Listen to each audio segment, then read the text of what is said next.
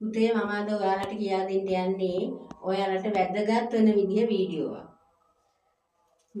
ඕගොල්ලෝගේ ගෙදර වල පුතේ ගෙදර නිතරම අපිරිසුදුභාවයේ තියෙනවා නම් ගෙදර අඩදබර ඇති වෙනවා නම් ගෙදර නිතරම පුතේ පිරිසුදුකමින් අනුභවයක් ඇති වෙගෙන යනවා නම් ඒක පුතේ പ്രേත දෝෂයක්.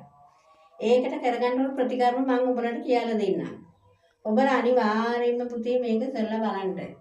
මොකද එහෙම දෙයක් තියෙනවා නම් පුතේ ඒකට කරන්න තියෙන එකම ප්‍රතිකර්මයයි.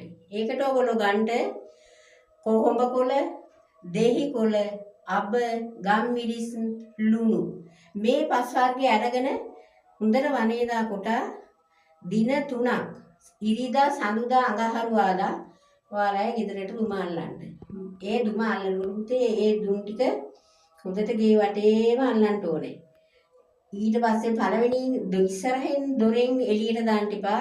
කුස්සියේ පිටිපස්ස දොරෙන් දුම් ටික එළියට දාන්න ඕනේ. ඒක ඒ වේලාවට පුතේ මම මන්ත්‍රයක් කියනවා. ඔයාලා ඒ මන්ත්‍රේ හරියට කියලා